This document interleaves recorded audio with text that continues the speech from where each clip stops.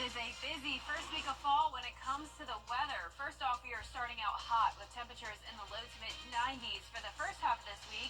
The second half of this week, we are tracking potential tropical impacts, rainy, windy, and even a tornado threat. I'll have the latest on that coming up.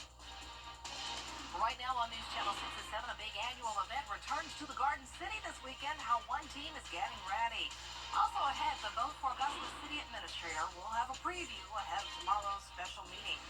A big honor for some local students, how the Evans High School Band was selected for a major festival. As your News at 7 starts now. Live from Television Park, this is WJBF News Channel 6 at 7.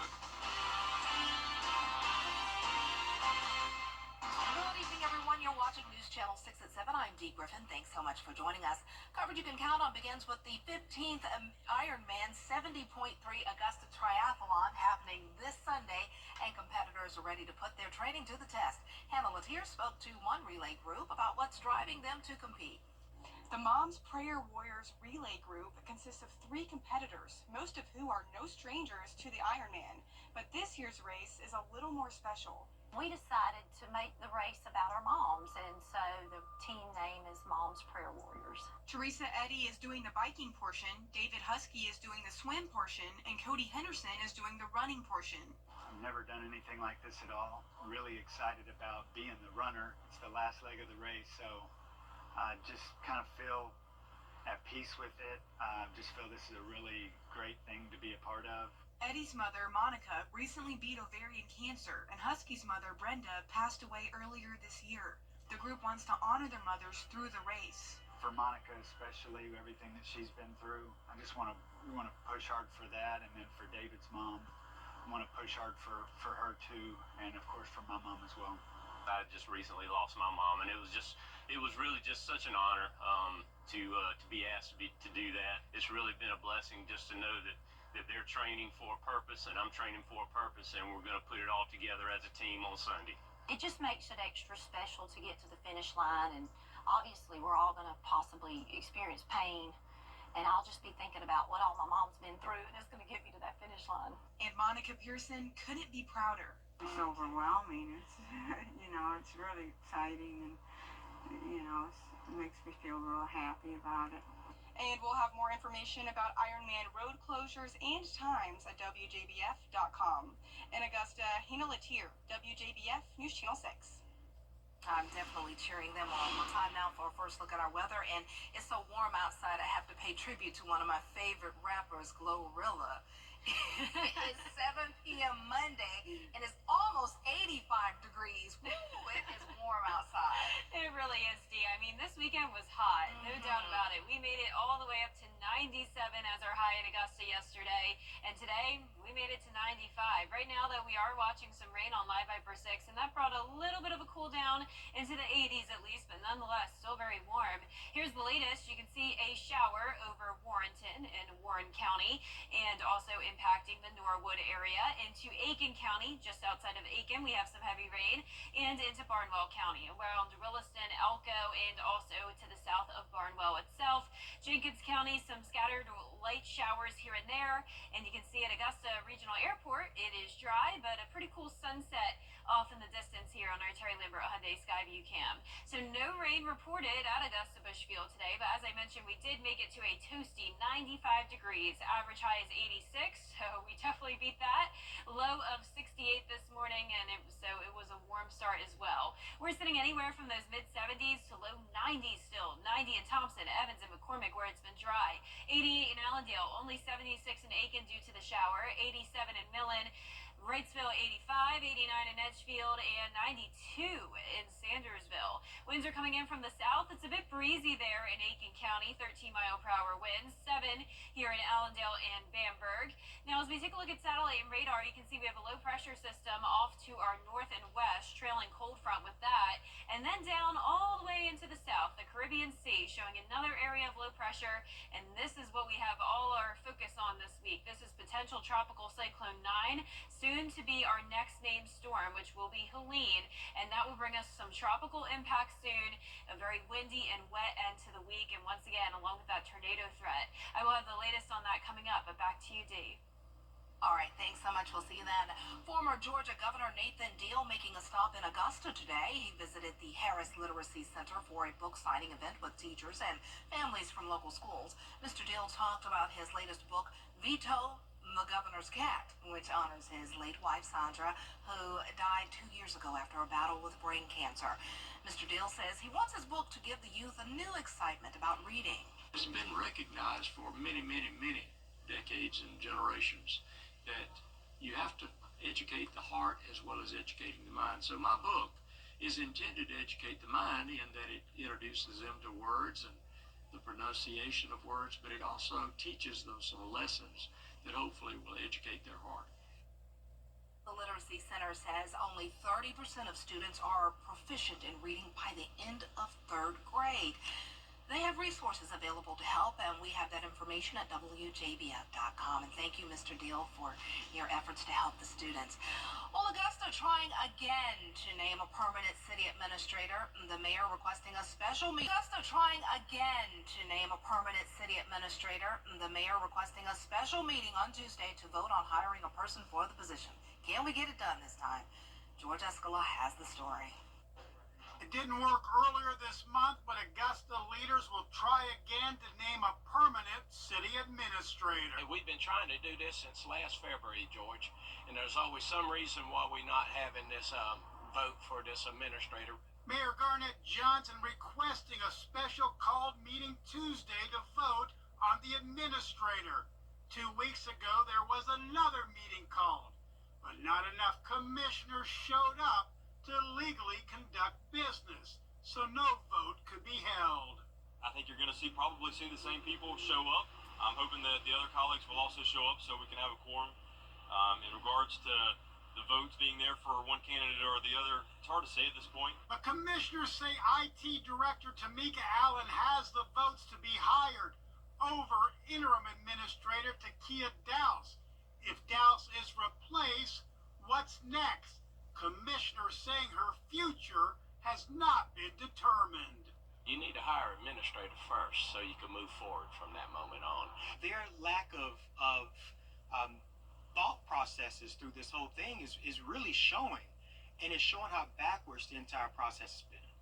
The notice of the special called meeting to hire the administrator was emailed to commissioners last week, 5 days before the media was alerted.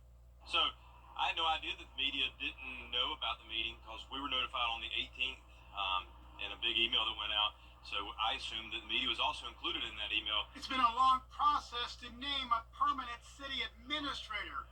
One city leaders will try again to get done Tuesday. In Augusta, George Escala, WJBF, News Channel 6.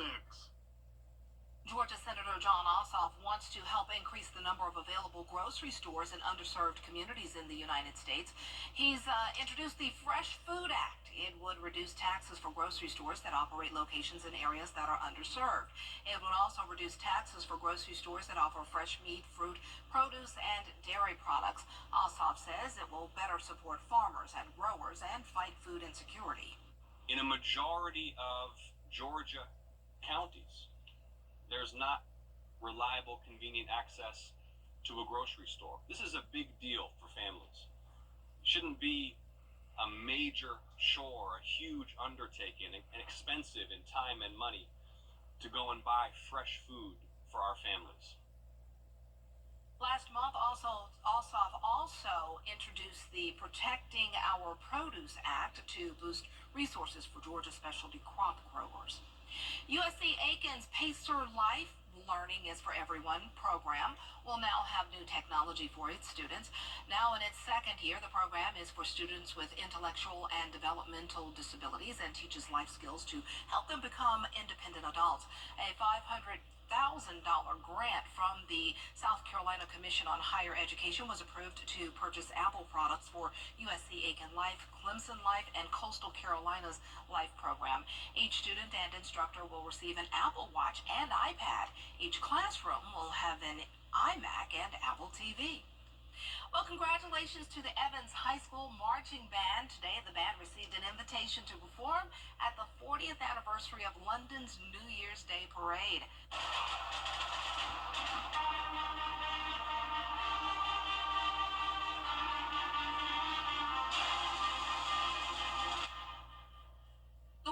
event will bring the new year in 2026. It will be screened live across the world, including in the United States on the PBS network. The students at Evans High will be among more than 8,000 performers participating from across the globe. Way to go. That's so cool. I'm excited. I traveled with the band back in 2011. That was the last time they participated. I was student teaching here at Evans High School and got to participate in that. So it's exciting to be on this side of it now, of being the one to receive the invitation and being able to give the students that opportunity. The co-founder of the London Parade and Festival, Bob Bone, says, quote, "We only wanted the very best marching bands for our 40th anniversary event and know the incredible reception that the Evans Band has gotten previous visits," end of quote. Way to go. Well, coming up, the man suspected of attempting to kill former President Trump is in court again today. Details on the new evidence found when we return. Hey there. We are watching potential tropical cyclone 9. It is expected to be a major hurricane by the time it makes landfall in Florida. So what does that mean for us here in the CSRA? I will have all the details when we return.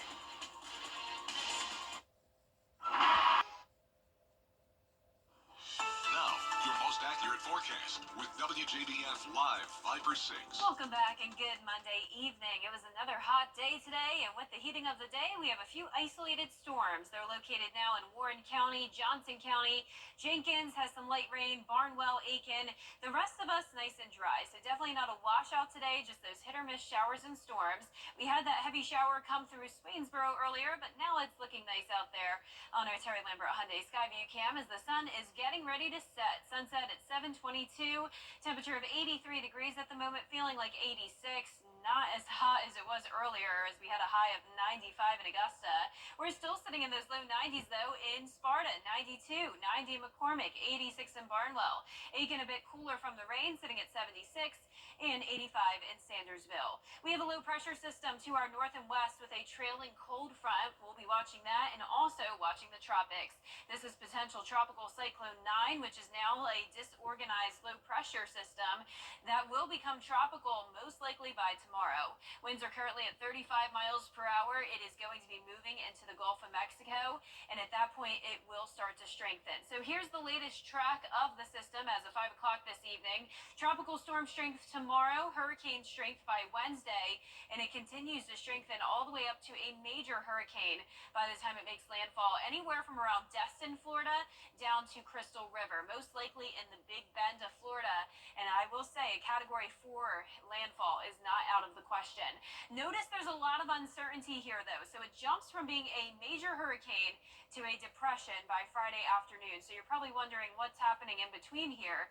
Well, there's still so much uncertainty. It could be a strong tropical storm as it moves into Augusta and the CSRA, or it could still be a hurricane. Nonetheless, we will be getting some rain, 70% chance of it Thursday and Friday. Here's our futurecast tonight at 10 o'clock. Still just some spotty showers here and there, but not a lot of rain to help with our drought just yet. Tuesday and Wednesday still keeping just that 20% chance of rain, increase in clouds, winds starting to pick up the pace, but it really won't be until Thursday night where we start to see some tropical impacts. Here's Wednesday at 6 a.m., the center of the storm off of Cancun, moving into the open water of the Gulf of Mexico, and then headed right towards Florida. Now remember, this is just one scenario. This is a changing forecast, and if it continues to shift towards the south, more so towards Tampa, this would mean that we would have less impacts. But as of now, it does look like we'll be on the east side of the storm, which means we could have a tornado threat along with the flooding threat and, of course, the gusty winds. Tropical storm force winds are possible throughout Thursday night, continuing overnight into Friday morning.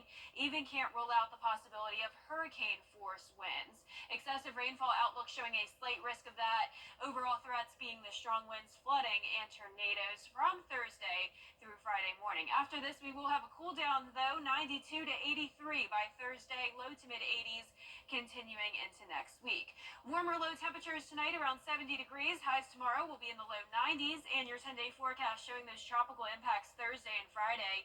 A nice weekend, though, cooling down, lower chances of rain, and the same situation as we go into next week. And we'll be right back.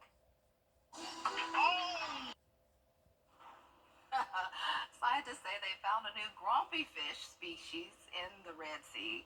The grumpy dwarf goby was found living in coral reefs along Saudi Arabia's Red Sea coast. The rare fish is less than 2 centimeters long and carries a grumpy-looking demeanor.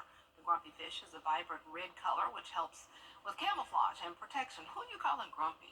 I know, what an insult. I don't know, maybe a happy fish. You never know, just because its appearance looks like that. Yeah, poor guy. Poor guy. I'm Yeah, like, he's kind of cute. can't tell a book by its cover.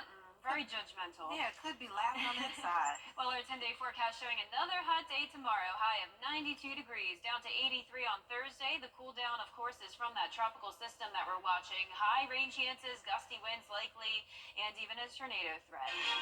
Wow, 92 tomorrow. Yes, one more day, though, then we're back down into the 80s. All right, can't do anything about it but say okay. Thanks for joining us. Entertainment Tonight is next.